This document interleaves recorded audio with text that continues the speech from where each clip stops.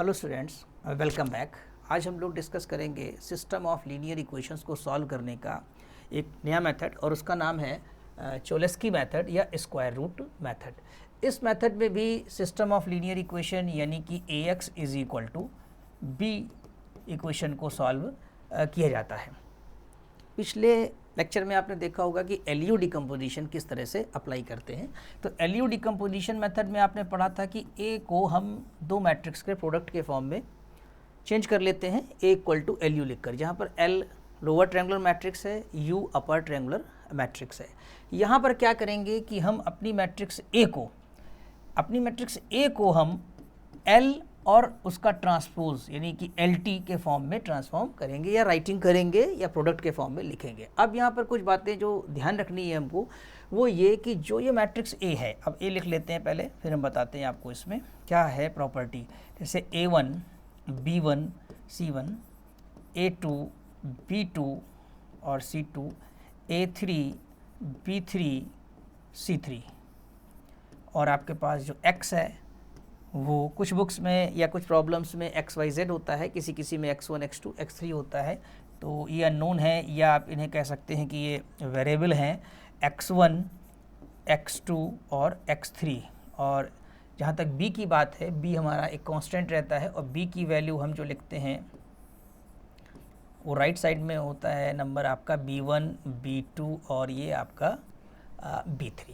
अब जैसे कि हमने आपको बताया कि इस मेथड में A को LLT लिख लेते हैं। A क्या है और A में क्या प्रॉपर्टी होनी चाहिए। तो इसमें ये मेथड तभी लगेगा चोलेस्की मेथड जब A ट्रांसपोज यानी मैट्रिक्स A का ट्रांसपोज लिया जाए और वो मैट्रिक्स A के इक्वल आ जाए। पहली बात आप ये ध्यान रखेंगे प्रॉब्लम को सॉल्व करने से पहले कि A यानी कोफिशिएंट मैट्रिक्स सिमेट्रिक है कि नहीं है। AT इज इक्वल टू, यानी T मतलब यहाँ पर ट्रांसपोज लेना है आपको, ठीक। सिमेट्रिक मैट्रिक्स होनी चाहिए अल्टीमेटली। और L एक लोअर ट्रायंगुलर मैट्रिक्स है, यानी L आपका जो है वो इस टाइप का होगा, L11 0 0 और L21 L22 0, L31 L32 L33, ये आपने L लिख लिया।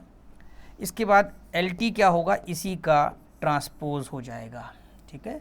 यानी कि L11 0 0 फर्स्ट रो के एलिमेंट्स को आप कॉलम के फॉर्म में लिखेंगे, L21 L22 0, फिर इसके बाद L31 L32 L33, ये आ जाएगा, राइट।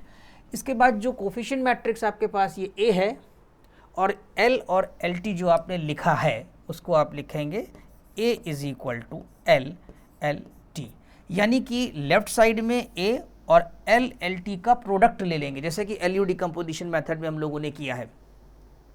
आप LU डिकम्पोजिशन मेथड का पूरा लेक्चर, पूरा वीडियो देखिए, वहाँ पर आपको समझ में आएगा किस तरह से प्रोडक्ट लेकर के हम कंपेयर करते हैं, क्योंकि बिल्कुल उसी पैटर्न पे हमारा ये चोलेस्की मेथड आगे चलेगा। तो A इक्वल टू LLT, यहाँ पर ये जो आप देख रहे हैं 9 अननोन्स हैं, L11 L22 L31 L21 L31 और ये L32, इन्हें आपको डिटरमाइन करना होगा, ठीक है। तो A इक्वल टू LT लिख करके प्रोडक्ट निकाल करके आप जब कंपेयर करेंगे दोनों तरफ से तो आप उसकी वैल्यू निकाल पाएंगे। नेक्स्ट एग्जाम्पल में, नेक्स्ट वीडियो में आप देखेंगे कि पूरी प्रॉब्लम को कैसे सॉल्व किया जाता है। अभी हम यहाँ पर आपको केवल एक मैथड का एक्सप्लेनेशन दे रहे हैं कि किस तरह से ये अप्लाई किया जाएगा। अब क्या है कि Ax is equal to B में जो आपकी क्वेश्चन नंबर 1 है, हम लोग पुट कर देंगे A इक्वल टू LLT, तो LLT X is equal to B, ये क्वेश्चन नंबर आपकी 2 हो जाएगी।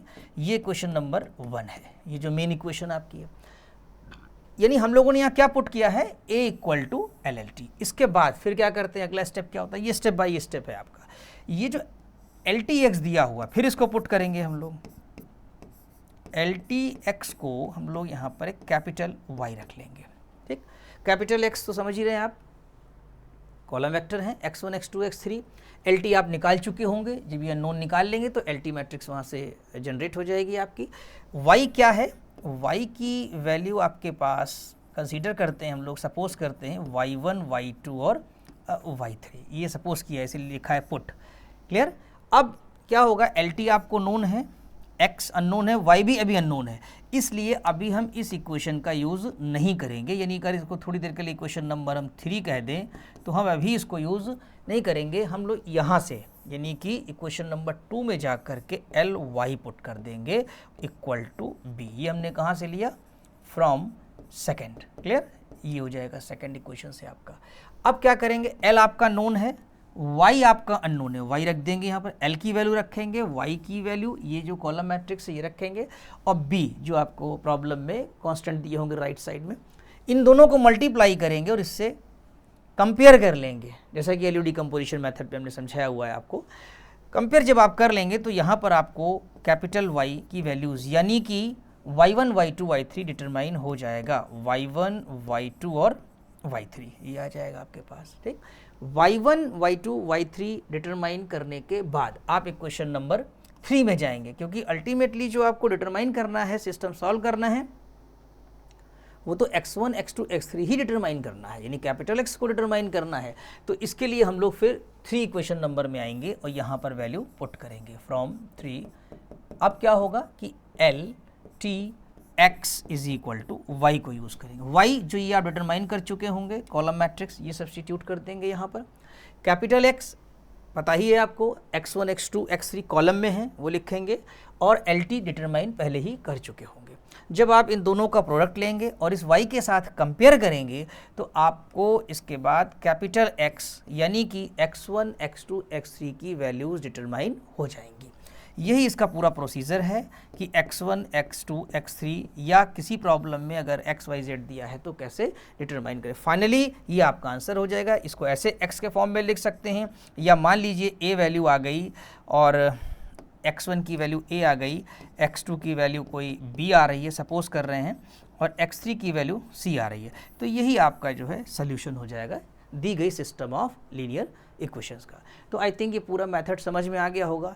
नेक्स्ट वीडियो में आप देखेंगे कि इसके एक एग्जाम्पल को किस तरीके से सॉल्व किया गया है। तो अगर ये लेक्चर आपको समझ में आ गया हो तो आप चैनल को सब्सक्राइब करें, लाइक करें और फ्रेंड्स में शेयर कीजिए। और इसका स्टडी मटेरियल डिस्क्रिप्शन बॉक्स में दिया हुआ है, लिंक क्लिक करके आप वहाँ से डाउनलोड कर सकते हैं। Thank you so much.